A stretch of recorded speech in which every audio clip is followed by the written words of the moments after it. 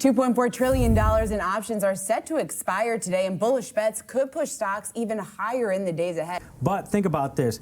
Software, licensing opportunities, partnerships coming into play here. What does that mean for Tesla as a growth story? I'm seeing some stories about Tesla getting rid of Elon. I mean, I guess if the Patriots can get rid of Belichick, then who knows? But what I'm trying to figure out as an investor, is it going to impact the brand? All that and more. So let's get to it. Tesla ended the week on Friday up a little over 0.25%. Despite the calamity, Tesla stock is up 9% for the week, down a little over 7% for the month. Year to date, however, Tesla is still up over 95% for the year. With about 6 weeks remaining, which direction do you think Tesla stock will go? $2.4 trillion in options are set to expire today, and bullish bets could push stocks even higher in the days ahead. Here to break it all down is Jared Lickery. Jared. Memories of 2021. Let me break this down. You said 2.4 trillion. That is a fact.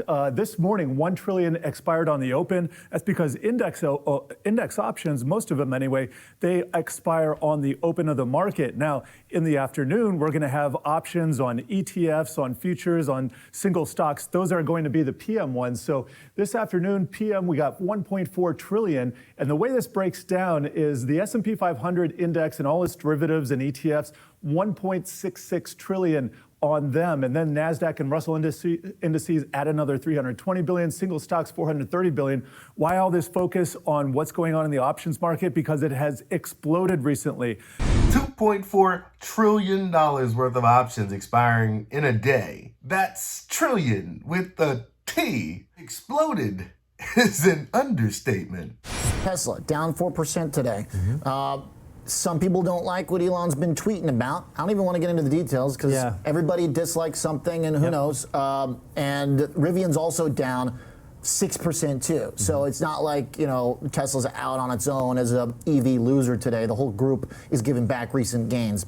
PBW ETF, which tracks a bunch of them, is down 3.5%. So without kind of getting too much down that road, look at XPeng down 7% after pretty good earnings the other day. So just all these stocks are kind of getting dumped.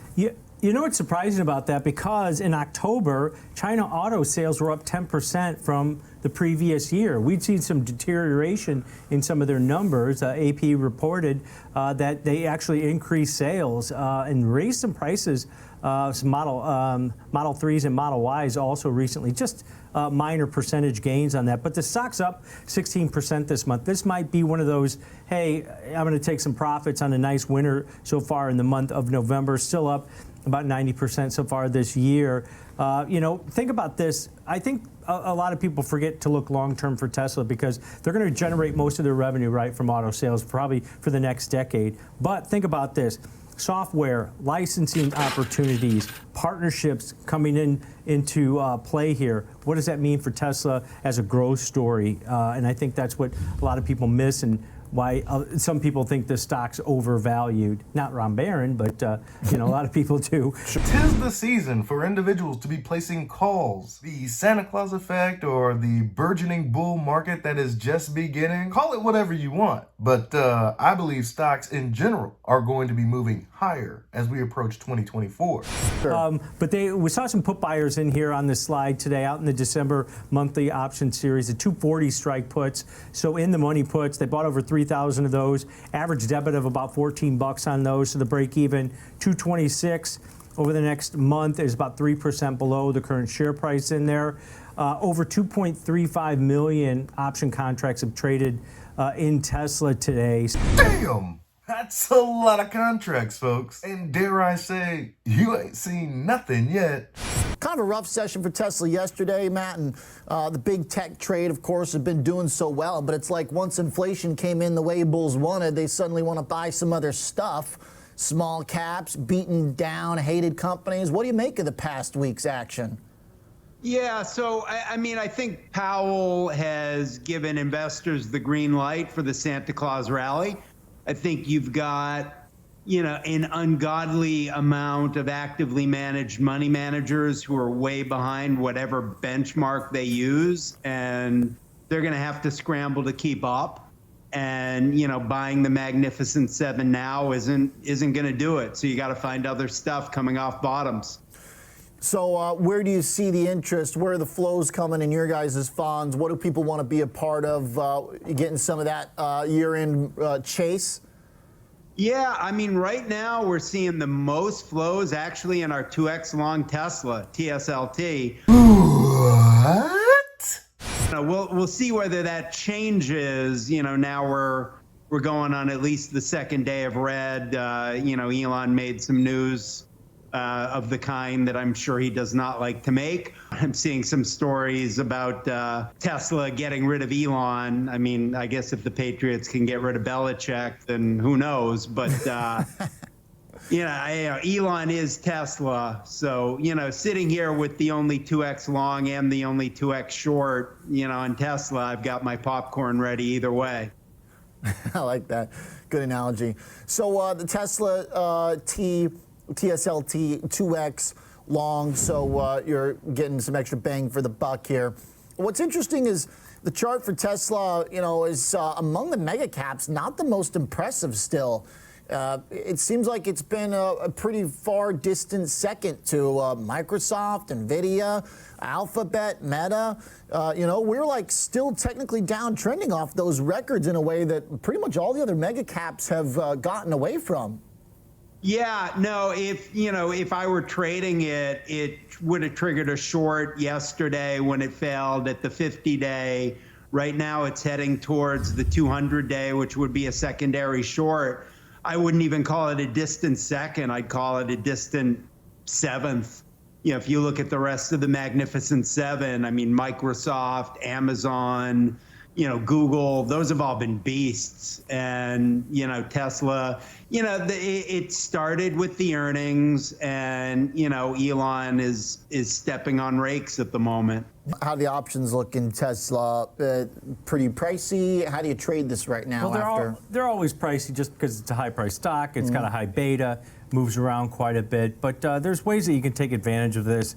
And maybe you think this stock's going to go down, but maybe not break through that 200-day moving average, or maybe kind of consolidate there after the 86, 87% rally that we've seen so far this year. Okay. So I looked at a strategy in here that's about a month in duration, going out to the December monthly cycle. Bearish or not bullish? Bearish. Bearish. Yeah, but not ultra bearish, right? I did an unbalanced or broken wing butterfly here that lowers my input costs on a bearish trade, where you think maybe it's going to continue to grind lower. So going out to that December 15th monthly cycle, I'm going to buy one of the 230 strike puts, currently slightly in the money.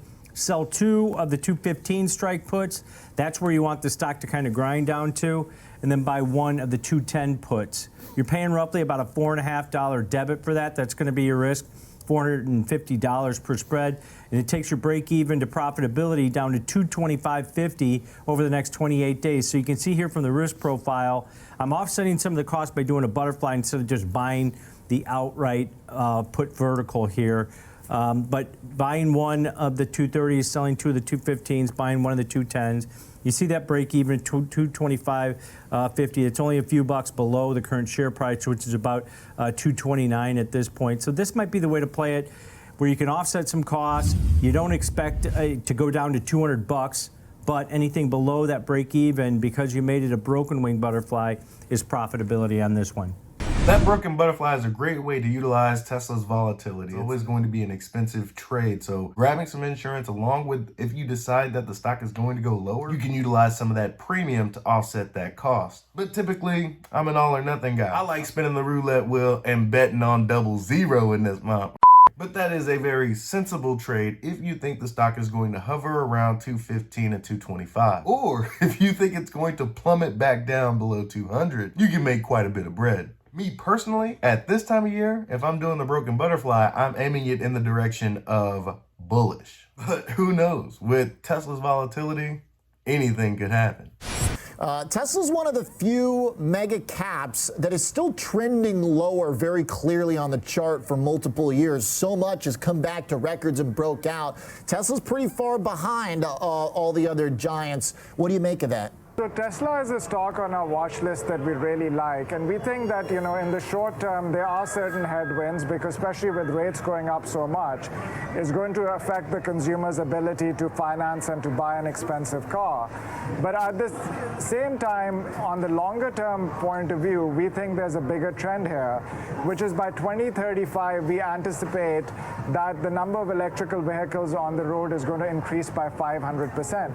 And Tesla is a big beneficiary of that, because if you look at the sales of electrical vehicles in the US, Oliver, in the first 6 months, Tesla outsold the next 19 competitors combined. Damn, talk about domination. Yeah, they've got a pretty big lead. The only thing, though, is that they don't have a massive lead on the truck just yet. The Cybertruck, can it live up to expectations, Adil? Well, that is something that we have to wait and watch and see how that plays out. But I think, they've got a lot of good things going on which we could focus on. Like, for example, they're spending a lot. They're making progress on the artificial intelligence for the self-driving software, which could lead to the robo-taxi business, which in itself could be a big game changer. So we'll wait on the Cybertruck, but I think there are other positives there that the company could benefit from. We've got bearish news in the short term. We got bullish news for the long term. What's an investor, trader to do? I'm going to take advantage of this Elon faux pas because I believe Tesla is well back on its way to going to $1 trillion market cap company. It's not a matter of if, only when.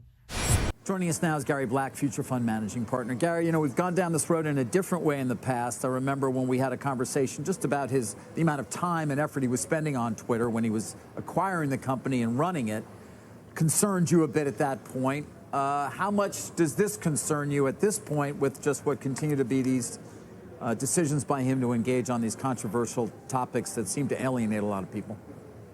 Well, look, we're investment managers and we get paid to find stocks that are going to triple over the next 5 years. And our view is, despite remarks like he made, which we don't like, and I can't, embrace what he said or even condone it at all. I think the stock is still a great stock because EV adoption today is 12 and it's going to go to 60 over the next 7 years. And Tesla right now has about 16% share of that EV space. And with Cybertruck, a refreshed Model 3, and most importantly, a $25,000 vehicle, we think it can still, grow its volumes 30 to 35% a year. As a growth manager, I cannot find growth stocks that have volume growth of 30 to 35% a year, earnings growth of 40% a year, trading at 40 times. Get 'em! Facts by Gary Black. But be careful, Gary. Saying things that are factual could end you up on the hot seat for some reason. So, the investment question we have to ask is, will this impact the brand? I don't know if it's anti-Semitic what he said or not. I don't know if that's true. It's not. But yeah. What I'm trying to figure out as an investor, is it going to impact the brand? Is it going to cause consumers, rather than think about charging, convenience, and safety, and performance, and the technology, are they going to be saying, hey, it's run by a CEO who, embraced a post that talked about, hatred of one group versus another. Right. And people today saying he's an anti-Semite. I don't think you are. No, I'm definitely. I'm like a pro-Semite. You see? And I think at the end of the day, I think consumers are going to evaluate the product on its merits and not on the CEO. So you're not worried then, Gary? I mean, again, and by the way, I said this earlier, I know a number of people who are close to, or at least somewhat close to Musk, and, they don't think he's an anti-Semite. I don't. But he does make these decisions, Gary, to engage in things. By the way, he encourages it, though, by choosing to either post or point to certain tweets and the like. But you don't seem to think it's going to matter in terms of people's willingness to embrace the brand. I think at the end of the day, Tesla has a best-in-class product. They're the best at manufacturing. They can drive costs down the quickest. And look, they've shown an ability to figure out what consumers are going to want long before GM, Ford, Stellantis, and everybody else. And I think that's going to continue. I don't want to comment on whether his comment was anti-Semitic or not. I don't know if that's important, but I don't think the consumer at the end of the day is going to hold the CEO's comments in their, what I call a purchase decision of whether to buy a Tesla. I could be wrong, but that, to me, at the end of the day, is what's the most important to think about. Let's be honest, some will, but that'll be the fringe minority. When Tesla unveils the next-gen vehicle, it'll be all she wrote. It won't matter. There'll be a $25,000 Tesla that will just blow out the total addressable market. Nobody's going to give a shit what Elon Musk thinks when they have the best product for the best price, period. Well, the decision these days about whether to buy a Tesla or any EV seems to be more about price and or the charging network and how inconvenient it may be. I mean, there seems to be a growing consensus, maybe that's not the right word, but at least concern that EV growth is slowing. You don't seem to share that concern. The data doesn't support that, David. When you look at the data, and we publish it every quarter, you could see that in the third quarter, EV adoption globally is at 12%, and in the fourth quarter, it's growing nicely. So could you say the growth has slowed? Yeah, it's slowed, but it's not going down. And as long as you continue to see, as you've seen in Norway, as you've seen in the Netherlands, as you've seen in China, as long as EV adoption grows from, again, do the math, 12% globally to 60, and that's our forecast, but others have forecasts that are similar, between now and 2030, you're going to get 35% volume growth. And then the question is, how much is pricing going to come down by? Cybertruck is going to be priced, and that's coming out, at the end of the month. That's going to be a $70,000 vehicle. So while I do think you're going to see some pressure on pricing, you're going to see some offsetting products like Cybertruck that are going to cause pricing to continue to move higher, average selling price. And I think that the big investment question is, have auto gross margins bottomed? They hit 16% in the third quarter because, as you know, they took pricing down.